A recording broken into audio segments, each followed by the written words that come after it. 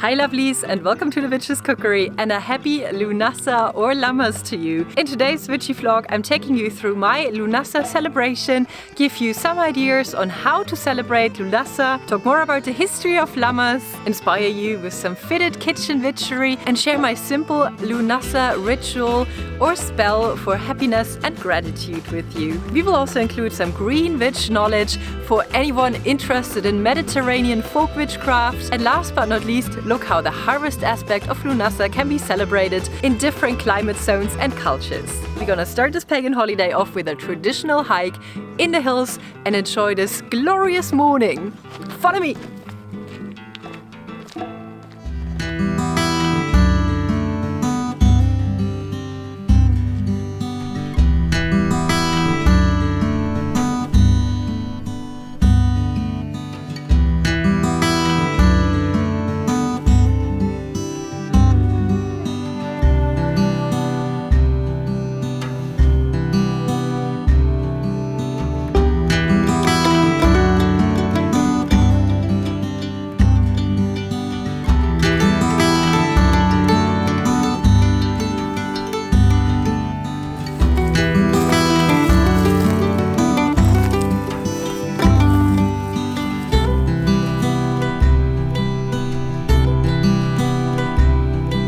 So if you haven't seen my last two videos, you might be a little bit confused why this landscape looks so different. The reason why is that I am in southern Spain, Cordoba at the moment for family reasons for the next 2 months. But let's talk more about Lughnasadh and the history of Lughnasadh. So Lughnasadh is a Gaelic festival and it's named after the Celtic god Lugh, which is the god of craftsmanship and skill and sometimes also war. He has many different things attributed to him. And the term Lughnasadh just means gathering in the name of Lugh. And in pagan history, that was also how it was celebrated. It was a day for people to come together in friendly competition. It was mainly celebrated on top of hills or on top of mountains, and that's actually a tradition that has kept until today. Now it's more in a Christian context, so on that day on Lammas people will actually pilgrimage up on the mountain. And even here in Spain, especially in the north in Galicia, which is also very heavily Celtic influenced, that tradition is still alive too. It's celebrated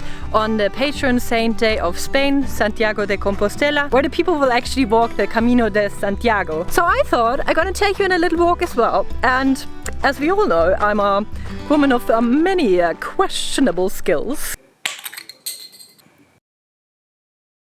But as a fun little morning ritual to really honor this day, to honor Lughnasadh, I thought I will use this time, do a little walking meditation. I really think better when I walk out in nature. Think about the skills and the talents that I have that have helped me in this past year. And I don't only mean like skills to further any kind of business endeavors or stuff like that, but also skills that I have in myself that made me happy. For example, my creativity or my mindset to stay positive. And I invite you to do the same, because once you actually acknowledge that, once you know that, you can also work with that and you can further that in the coming year as well. How many mountains to get some confidence?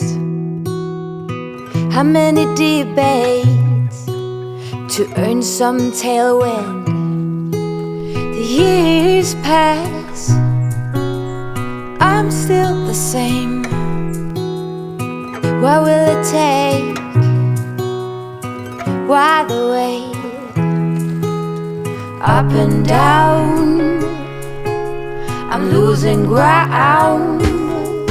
Pretender, tell me what to believe. I ain't got a sweet tooth for lying. Spender, show me how to succeed. My wallet is spreading thin. Oh, ooh, ooh, what to do? I am me and not you. Ooh, ooh, what to say? Please make the strain go away. Pretender. Just got chased by a really scary dog. A really big fucking scary dog. I mean I love Spain, but hiking in Spain with like all those like little fincas in the middle of nowhere that all have like the most vicious fucking guard dogs, like.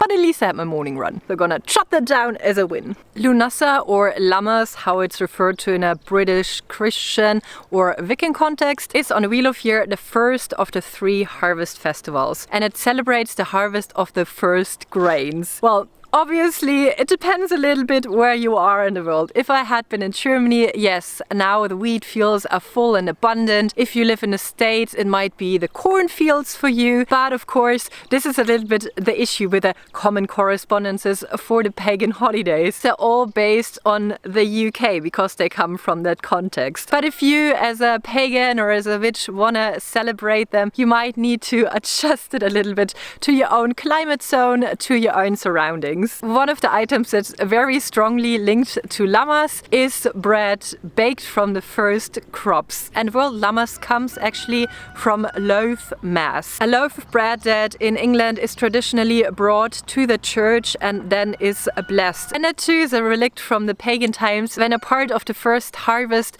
was reserved for the gods or offered to the gods as a kind of gift or bribe to bestow the people the next year with the same abundant harvest again. So of course, as always, I have a little bit of kitchen witchery prepared for you with a lovely recipe for an easy homemade bread that is absolutely perfect for this summer weather. Being down in the south here, I thought I'm gonna share a little Mediterranean style lunch with you with a beautiful focaccia bread and a spicy roasted chicken. Let's start with the focaccia. First we need, of course, a little bit of flour, then we make a cozy little bed and add some yeast. Now the trained kitchen witches I will see that this is in fact baking powder and not yeast. And honestly, I don't know what to say, the heat is just getting to my head. Anyway, now we want to feed the yeast a little bit of sugar so she can grow. And then we're gonna add some warm water, agua caliente, pero solo un poco caliente. See, we don't want to burn her. A little sprinkle of salt. And in order to avoid getting dirty paws, just take a fork and fork it. Now, if it all still looks a little bit dry, add some moisture, add some water. And of course, we want to have a very rich, lovely dough. So we're gonna add some high quality olive oil.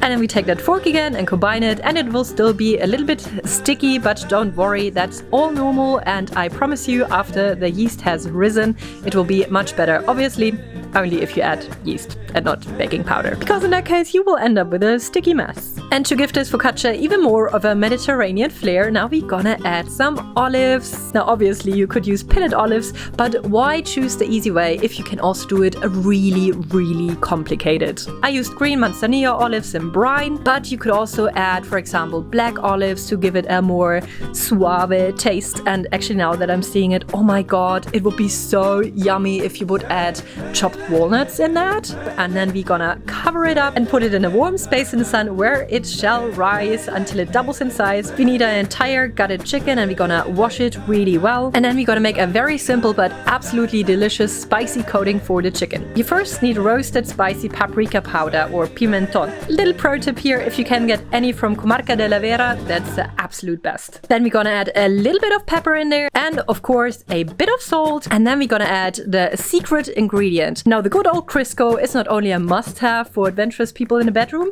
but it also makes your chicken extremely crispy. If you don't have Crisco, use butter. Only in the kitchen, that is. To the spice mixture until we have this thickish kind of paste. Then we take about a teaspoonful of salt and just put it in the inside of the chicken. And then we're going to treat our chicken to a lovely little massage. Let me know if the pressure is okay. And really get your fingers in there because it makes the meat much, much more tender. And then we're just gonna pop it in the oven for about 1 hour, 15 minutes at about 180 degrees Celsius. And we will have the most crispy, delicious chicken. So we're going to continue with baking our focaccia. For a little bit of extra taste, I just cut up some garlic, which I absolutely love on my focaccia. Just chop that in tiny pieces, and then we take the dough that has risen to double the size. Well, at least it should have. Of course, mine didn't. And we're gonna spread that all over the baking sheet, and then usually you poke in some holes with your fingers. Of course, didn't work for me because the dough was sticky as shit. Sprinkle the garlic over it, sprinkle some rosemary over it, add some coarse sea salt if you will, and then pro tip here, douse it in a bit of olive oil. Oh my god, it makes it so rich and delicious and flavorful. This now goes in the oven for about 20 minutes, and there we have it, our Lughnasadh feast with a Mediterranean olive and rosemary focaccia and a spicy paprika chicken. Enjoy! So here in Andalusia, wheat fields are not really that omnipresent as they are in southern Germany, for example, but we do have olive trees everywhere. I believe 85% of the land is covered with them, and that's a pretty vast amount of olive here. The olive tree was the Magick tree of the antique. It's so important in Mediterranean culture as a source for oil, for food, for folk witchcraft, for magic, for lore. And as you know, I'm a big tree lover, so I'm gonna share a little bit more about that with you. And there's nothing you can do about it. Well, I guess you could click off the video, but please don't. Please stay here and celebrate with me. Quite the chatty birds here. The fucking of mojitos. I know they're called mosquitoes, but for some reason we started calling them mojitos when I was once intoxicated at a festival, and it kind of stuck. So they're not wild mojitos flying around, just to clarify. How amazing would that be though? Oh. Anyway, what fascinates me most about the olive tree is how old they can get. They can actually be up to 2,000 years old. Imagine 2,000 years ago. Like when I look around, these are probably younger than 2,000 years, but you know, if I imagine hundreds of years, there was maybe someone just resting underneath that same exact olive trees or harvesting the olives. It's just amazing to me. It kind of like makes you dream about long forgotten times. So it might be a great tree to work some ancestral magic, especially if you have like ties to the Mediterranean, to Greece, to Turkey, to Italy, to Spain. But also in folk witchcraft and folk belief, it's very much used here. So olive branches were actually hung over doors to protect from the evil eye. And it's also a tree that's very, very much connected with home and heart. So for me as a cottage witch, obviously I adore it. The olive oil is not only used in Mediterranean kitchen and obviously for beauty products, but it's also said to have strong abilities to protect the family. You would sprinkle the leaves of the olive trees in a corner of the room if you wanted to resolve any kind of family dispute. Eating olives in Mediterranean folk witchcraft is believed to further male fertility, and wearing a wreath made out of the leaves is said to help female fertility. And very fitting to that competitive nature of Lughnasadh is that athletes back in the antiques were actually crowned with olive wreaths if they won competitions. And the oil was as well used to balm kings. Balm, is that a German word? To balm kings. To inaugurate kings, you know, when you do like some magic to them. You know what I mean. I would love to know what kind of harvest is abundant where you live around this time of year. What you maybe witch up in a kitchen, or what you use as an altar decoration for the Lughnasadh festivities. It's already getting much too hot, so gonna take you back home now and we'll see what else we can witch up there.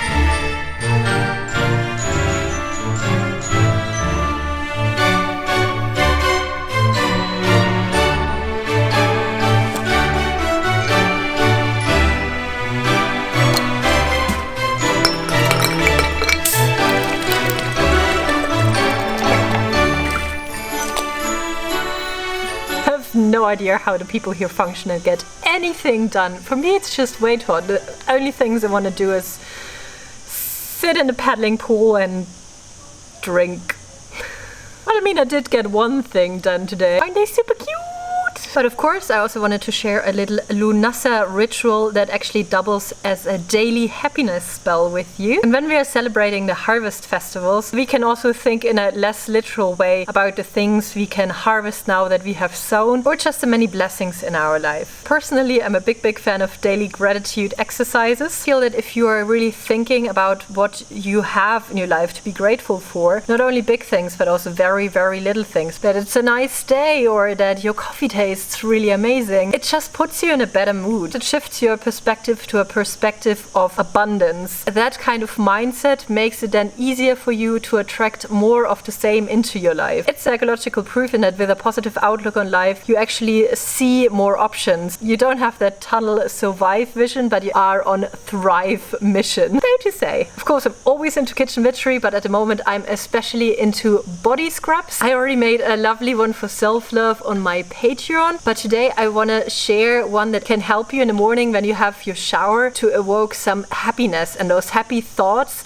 So while you're having your shower, you can do a little gratitude ritual. Now, a lot of you might be familiar with Sangria, which actually is not really a Spanish thing. It's more drank by tourists. Spanish people drink more tinto de verano. My absolute happy taste of the summer. It's a mixed beverage of wine and a lemon soda. As you can tell if you have been following my hashtag #HotWitchSummer, I did not succeed in cutting out that much alcohol, but when in Spain. So let's get going, and we're gonna witch up a happiness sangria infused body scrub for your Lughnasadh ritual.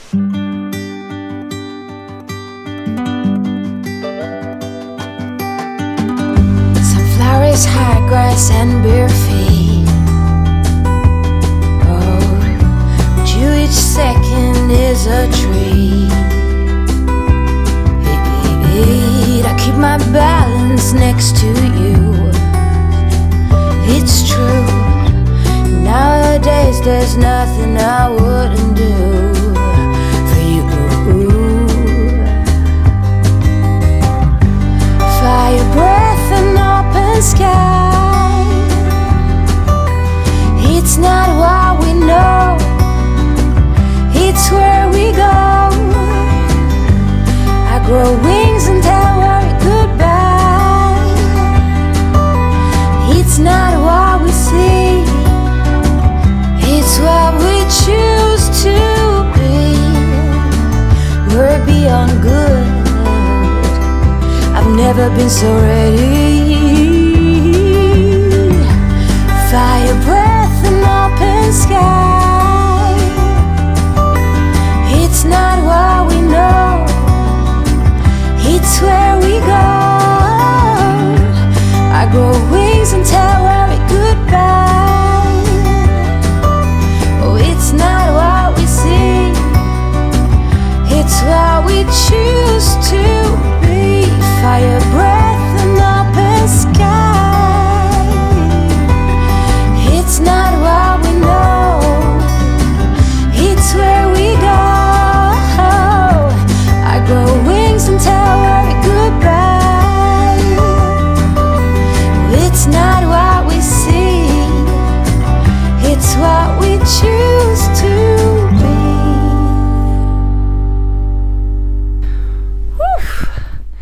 Alright, lovelies, I hope you enjoyed this Lughnasadh vlog on how to celebrate llamas, and hopefully the ritual ideas and historic tidbits inspired you for your own Lughnasadh celebration. And as always, of course, you can inspire other witchies and pagans too by typing down in the comments how you celebrate llamas. I wish you the most magical day, and I'm gonna see you very soon. Goodbye! I'm gonna smoke my weed. Just afraid it will fall. Okay, to film it from up. I hope someone is seeing you. No, just film it from up, please.